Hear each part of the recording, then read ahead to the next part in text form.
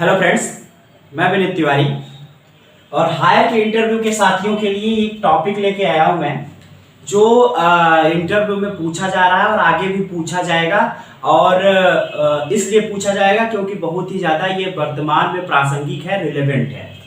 वो है, टॉपिक का नाम है online versus offline teaching. Online versus offline teaching. तो ऑनलाइन वर्सेस ऑफलाइन टीचिंग में किस तरीके के प्रश्न पूछे जा रहे हैं। दो तीन लोगों ने ये बताया कि चूंकि वर्तमान में जो ये कोविड के वजह से ऑनलाइन शिक्षण को बढ़ावा मिला है और कोविड के टाइम पे जो लॉकडाउन लगा था उस समय पे जो ऑनलाइन शिक्षण का कार्य किया जाने लगा था, ऑनलाइन के माध्यम से क्लासेस शुरू हो गई थी, तो उसकी वजह से क्या चेंजेस आए हैं, क्या उसमें कमियां आई हैं, क्या आपने देखा है और आप एक शिक्षक के रूप में क्या इसे प्रमोट करते हैं, अच्छा मानते हैं या इसमें कमियां देखते हैं। और आगे इस तरीके के ये प्रश्न होते हैं कि आगे आप जैसे शिक्षक बनने वाले, निश्चित रूप से जो लोग इंटरव्यू दे रहे हैं तो वो असिस्टेंट प्रोफेसर बनने के लिए इंटरव्यू देने गए हैं, तो असिस्टेंट प्रोफेसर अगर वो बनेंगे तो उनका क्या प्लान रहेगा, तो ऑनलाइन शिक्षण को बढ़ावा देंगे कि नहीं देंगे, क्लासेस को कैसे मैनेज करेंगे। तो ये शिक्षण की जो एक नई विधि जो सामने निकल के आई है उसके बारे में वहां पे प्रश्न पूछे जा रहे हैं और सेंट्रल गवर्नमेंट भी इसे बहुत ज्यादा प्रमोट कर रही है। इससे रिलेटेड बहुत सारे पोर्टल खुल गए हैं जहां पे कोर्सेज हो रहे हैं और वो कोर्सेज रेगुलर मोड के इक्विवेलेंट हैं उसकी परीक्षा पास करने के बाद। तो चूंकि इस तरीके से पूरे इनिशिएटिव गवर्नमेंट ले रही है तो इसलिए आप लोगों को ये पता होने चाहिए, क्वेश्चन पूछा जा रहा है और आगे की इंटरव्यू में भी पूछा जाएगा। जिन लोगों को नहीं पता है उन लोगों के लिए मैं प्रयास करूंगा कि बहुत शॉर्ट में किस तरीके से इंटरव्यू में आप उत्तर देंगे ये भी मैं बताऊंगा। तो चलिए शुरू करते हैं। सबसे पहली बात यह है कि ऑनलाइन जो शिक्षा है, ऑफलाइन जो शिक्षा है, तो उसमें नॉर्मल सेंस में हमें ये समझ में आता है कि आपसे अगर ये पूछा जाए कि ऑनलाइन शिक्षण की सबसे बड़ी विशेषता क्या है, आपको क्यों लगता है कि ऑनलाइन शिक्षण बहुत प्रभावशाली हो सकता है, तो आपका एक लाइन का उत्तर होगा कि सर इसकी एक्सेसिबिलिटी इतनी अच्छी है कि इसको कहीं पर भी एक्सेस किया जा सकता है, किसी भी टाइम एक्सेस किया जा सकता है, इसलिए ऑनलाइन शिक्षण बहुत ही इफेक्टिव है। क्यों? क्योंकि अगर मैं ऑनलाइन माध्यम से आपको वीडियो बना के दे रहा हूं तो आप एक्सेस इसको कर सकते हैं अमेरिका से भी और भारत के किसी गांव से भी। एक्सेस का मतलब होता है कि पहुंच, तो इसकी पहुंच बहुत ज्यादा है। जिसके पास इंटरनेट है उसके पास ऑनलाइन शिक्षण की पहुंच है और यह रियल टाइम ना होके, जैसे मान लीजिए अगर आप फिजिकल ऑफलाइन शिक्षण में क्लास में नहीं जाएंगे तो आपका क्लास मिस हो जाएगा, आप उसको दोबारा नहीं सुन सकते हैं, नहीं देख सकते हैं और फिजिकली आपको वहां प्रेजेंट रहना पड़ेगा। लेकिन ऑनलाइन में अभी जो चीजें हो रही हैं, सेम एक्सपीरियंस जो पहली बार वीडियो देखने वाला फील करेगा, शाम को भी वह जो देखेगा वो भी वही फील करेगा। इसी तरीके से मान लीजिए कि किसी ऐप पर, जूम ऐप पर, गूगल मीट पर कोई क्लास हो रही है तो क्लास में जो एक्टिविटी हो रही है अगर उसको रिकॉर्ड करके यूट्यूब पे डाल दिया गया या किसी सीडी में बना के डाल दिया गया तो वहां पे जो एक्टिविटी हो रही थी उसकी सारा जो एहसास है वो बाद में भी देखने वाला व्यक्ति फील कर सकता है। तो इसलिए अगर पूछा जाए कि ऑनलाइन शिक्षण की सबसे बड़ी विशेषता क्या है तो उसकी सबसे बड़ी विशेषता है accessibility. Accessibility is very main या fundamental characteristics of online teaching. तो चलिए इसमें हम लोग अंतर के बेस पे चीजें पढ़ेंगे तो ज्यादा बढ़िया से समझ में आएगा। सबसे पहले है मेथड के बेस पे दोनों में अंतर देखते हैं हम लोग। इसके पहले बात कर लेते हैं कि ऑफलाइन में पूछा जाएगा कि ऑफलाइन में सबसे मेन विशेषता कौन सी है, तो वह है डिसिप्लिन और सोशल रिलेशन की। क्योंकि जो क्लास होती है वह सोशल रिलेशन है और सोशल रिलेशंस जो हैं वो डिजिटली नहीं निभाए जा सकते। ध्यान रखना है ये बात आपको, जो रिलेशंस हैं वो डिजिटली नहीं निभाए जा सकते क्योंकि रिलेशंस एहसास के विषय हैं, इमोशन के विषय हैं, लगाव के विषय हैं और यह सब चीजें जो हैं यह फेस टू फेस हो के भी फील होती है। इसलिए दो बातें इसमें बहुत महत्वपूर्ण है ऑफलाइन टीचिंग में, एक अनुशासन डिसिप्लिन और दूसरी सोशल रिलेशन। क्योंकि क्लास एक सोसाइटी है, लघु समाज कहा जाएगा क्लास को, हर जाति वर्ग हर स्टेटस के बच्चे उसमें होते हैं। तो वहां पे स्टूडेंट टीचर का जो रिलेशन बनता है और स्टूडेंट स्टूडेंट का जो इंटरेक्शन बनता है और जो स्टूडेंट टीचर का इंटरेक्शन बनता है, वो चीज ऑनलाइन टीचिंग में संभव नहीं है, क्योंकि डिजिटली वो चीजें संभव नहीं होती हैं। तो चूंकि सोसाइटी में व्यक्ति को रहना है, इसलिए बहुत ज्यादा इंपॉर्टेंट है। डिसिप्लिन भी मेंटेन नहीं रह सकता। क्लासरूम में, फिजिकल क्लासरूम में सारे बच्चे आपके सामने रहते हैं, उन्हें आप देख पाते हैं, उनके साथ आपका आई कांटेक्ट हो पाता है सही से। लेकिन डिजिटली अगर आप टीच कर रहे हैं तो ना तो आपका बच्चों से आई कांटेक्ट हो रहा है और एक समय पर पूरी क्लास पर आपका नजर हो भी नहीं सकती है। अगर आप लोगों ने जूम ऐप और गूगल मीट यूज किया होगा तो जिसके साथ आपका कन्वर्सेशन होना स्टार्ट होता है उसी को आप स्क्रीन पे देख सकते हैं, दूसरे को आप नहीं देख पाते हैं। और उसके जब उससे आप बात करते रहते हैं तो उस टाइम पर उसी व्यक्ति की फोटो आपको दिखेगी रियल टाइम पर, बाकी लोगों का जो है हाइड हो जाता है, बाकी आपको देख सकते हैं, आप दोनों को देख सकते हैं। लेकिन क्लासरूम में क्या होता है, क्लास में कोई डाइस पे खड़ा होकर टीचर पूरे क्लास पर एक अपनी नजर बना के और डिसिप्लिन रख पाता है। तो ये मेन विशेषताएं हैं ऑफलाइन और ऑनलाइन की। दोनों में हम लोग अंतर को पढ़ते हैं किस बेसिस पे। सबसे पहले मेथड के बेस पे पढ़ते हैं। जो ऑनलाइन टीचिंग है वो डिजिटलाइज्ड टूल के द्वारा होती है। जो टूल है वो डिजिटल टूल्स होते हैं, जैसे स्मार्ट बोर्ड हो गया, स्मार्टफोन हो गया, कंप्यूटर हो गया, बाकी प्रोजेक्टर हो गया। इसी तरीके के बहुत सारे डिजिटल टूल होंगे जिनके माध्यम से ऑनलाइन टीचिंग होती है। यहाँ पे ट्रेडिशनल टूल के माध्यम से होती है, ब्लैक बोर्ड हो गया, चाक हो गया, डस्टर हो गया। इस तरीके के माध्यम से जो टूल होते हैं ट्रेडिशनल होते हैं, इसमें डिजिटलाइज हो। अगला है कॉस्ट के बेस पे दोनों में क्या अंतर। ये कॉस्ट इफेक्टिव और टाइम सेविंग है। ऑनलाइन टीचिंग कॉस्ट इफेक्टिव और टाइम टीचिंग है, टाइम सेविंग है। क्या मतलब है इसका? कॉस्ट इफेक्टिव का मतलब है कि पैसा इसमें एक बार लग जाता है तो चलता रहता है। जैसे आपने एक फोन ले लिया 10,000 का, तो आप उसमें 2 साल 3 साल तक आराम से ऑनलाइन क्लासेस कर सकते हैं, आपको ज्यादा खर्च नहीं करना होता है।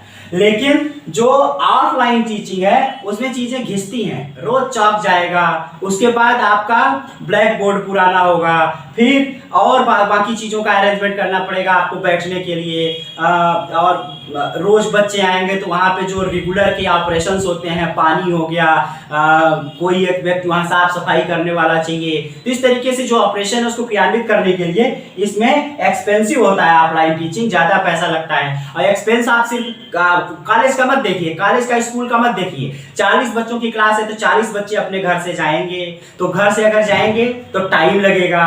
तो कम से कम मान लीजिए थोड़ा दूर भी है तो अगर एवरेज निकाला जाए, किसी का 2 किलोमीटर, किसी का 4 किलोमीटर, किसी का 5 किलोमीटर अगर घर है स्कूल से कॉलेज से, तो सब जाएंगे तो 5 किलोमीटर मान लीजिए 15 मिनट भी लग रहा है, 20 मिनट भी लग रहा है, तो सभी बच्चों का 20 गुणे 40 कर दीजिए, उसके बाद उसका एवरेज निकाल लीजिए। तो जितना टाइम लगेगा, तो ये टाइम वेस्ट हो रहा है ना, किसी का 5 मिनट वेस्ट हो रहा है, किसी का 10 मिनट वेस्ट हो रहा है, तो टाइम इसमें ज्यादा लगता है। टाइम सेविंग ये होता है, आप कोई टाइम दे दिए अपने घर पे बैठ के ऑनलाइन टीचिंग आराम से शुरू हो सकती है कि 8 बजे शुरू होना है, मोबाइल निकाला शुरू कर दिया।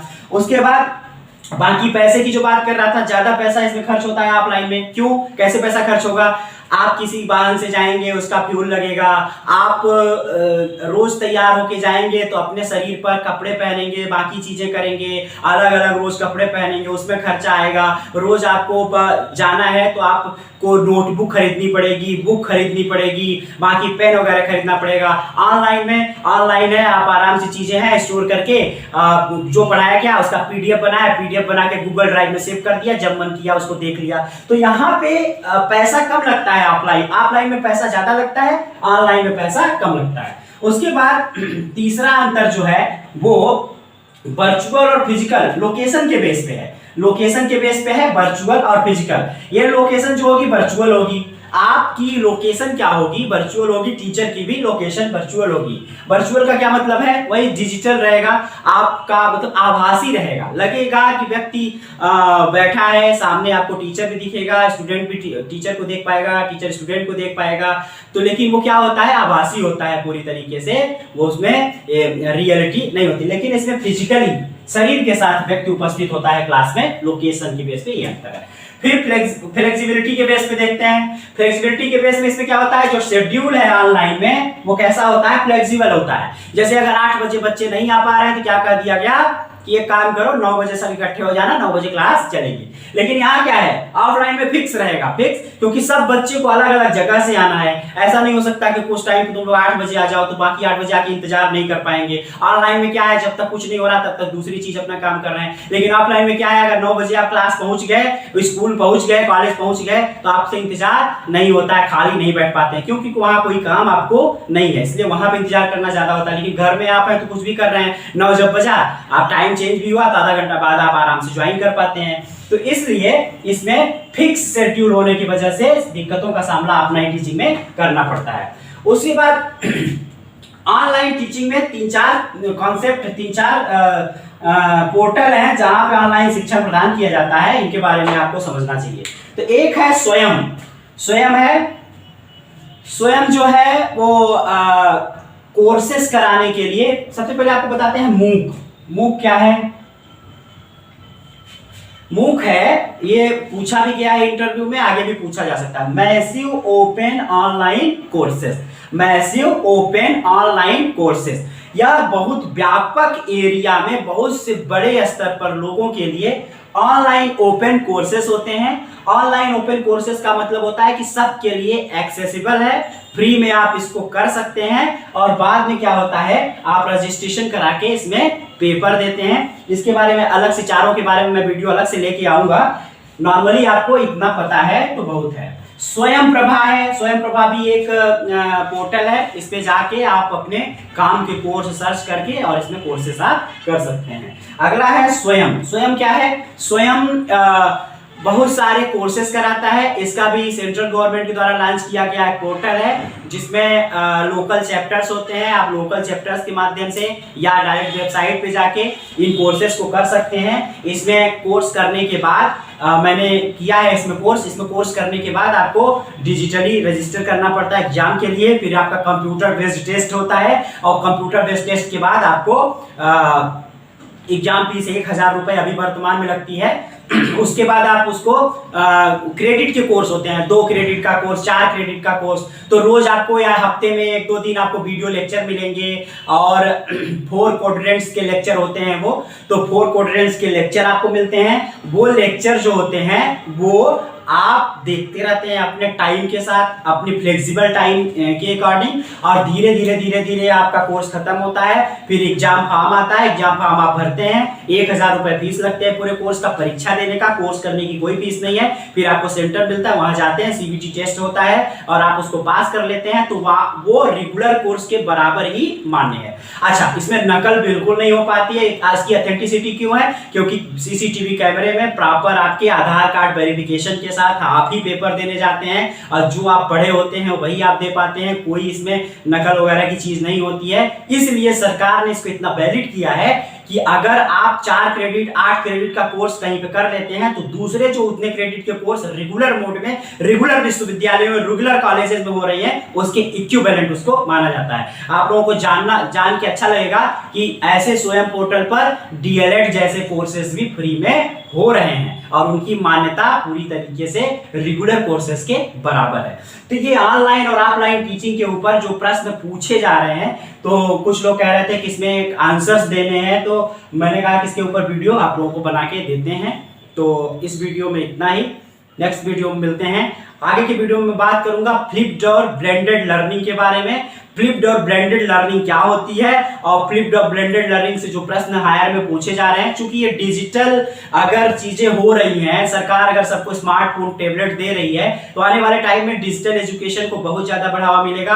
और ये फ्लिप्ड और ब्लेंडेड लर्निंग जो है, ये नए कॉन्सेप्ट हैं, टीचिंग में अब आ रहे हैं और धीरे धीरे अपनी पकड़ बना रहे हैं। तो फ्लिप्ड और ब्लेंडेड लर्निंग के ऊपर भी प्रश्न पूछे जा रहे हैं, ऑब्जेक्टिव भी पूछे जाते हैं परीक्षाओं में और इंटरव्यू में पूछे जाते हैं। इसके ऊपर अगले वीडियो में बात करेंगे। Thank you.